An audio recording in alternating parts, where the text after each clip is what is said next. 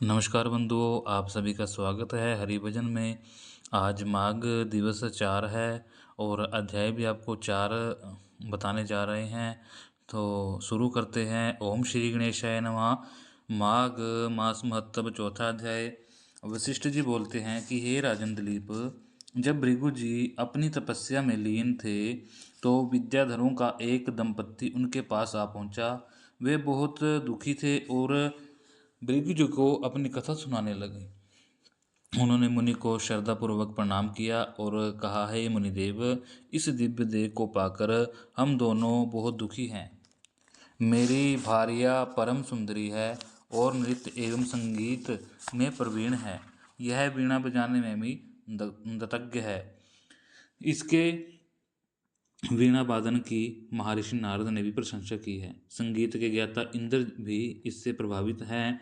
भगवान महादेव भी इसकी संगीत विद्या से प्रसन्न है। ऐसी परम सुंदरी और गुणवती भार्या को पाकर मैं सुखी नहीं हूँ। कहाँ यह रूपवती मेरी भार्या है और कहाँ व्याघ्र के मुख वाला मैं इस चिंता में परेशान एवं दुखी रहता हूँ। उस विद्याधर की बात को सुनकर त्रिकाल यज्ञ भृगु जी ने मुस्कुराकर बोला कि हे विद्याधर, हर प्राणी के कर्मों के अनुसार फल प्राप्त होता है। जो ज्ञानी होते हैं वे मोह नहीं करते और जो अज्ञानी होते हैं वे मोह में फंसे रहते हैं। जिस तरह याचिका के 5 विष विषम हैं, उसी तरह अधूरा कर्म दुखी करता है। पिछले जन्म में तूने माघ रास की एकादशी का व्रत करके द्वादशी को तैल स्नान किया था। उसी के कारण तेरा मुख व्याघ्र का है। राजा पुरखा ने भी तेरी भाई भांति भूल की थी।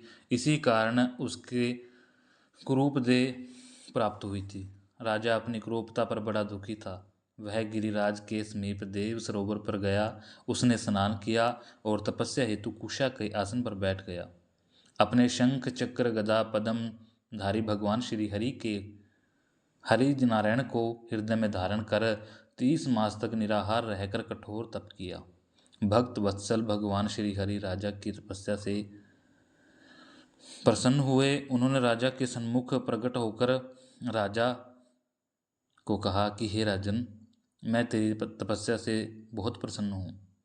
इतना कहकर भगवान ने स्वयं अपने शंख के जल से राजा का अभिषेक किया। राजा का शरीर सुंदर हो गया।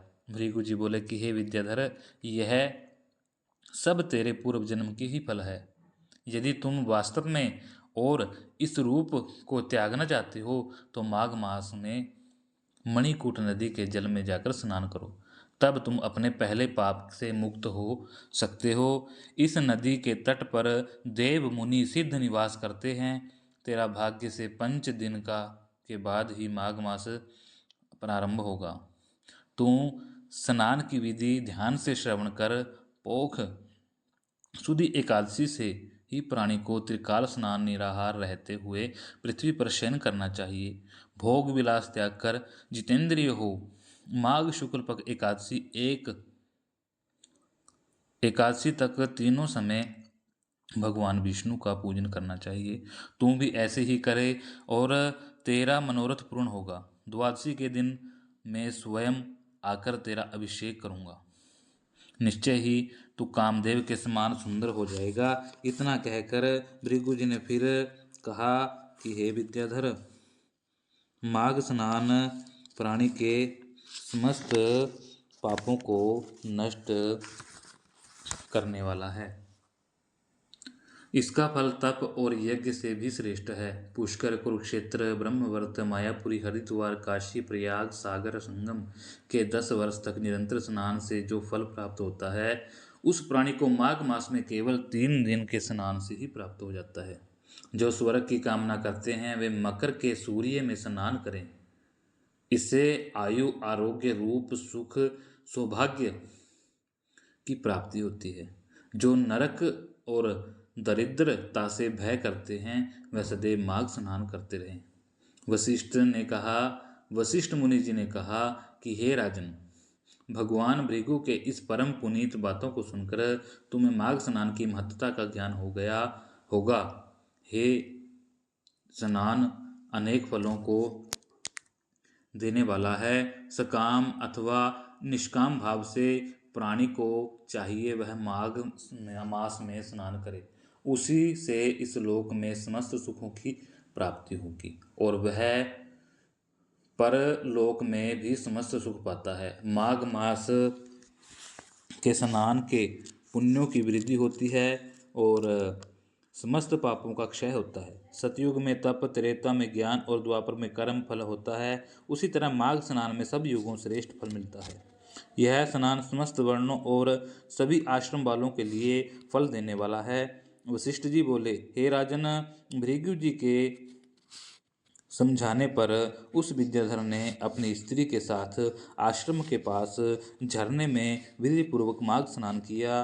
भृगु की जी की कृपा से उसे सुंदर देह प्राप्त हुई और उसका दुख दूर हो गया।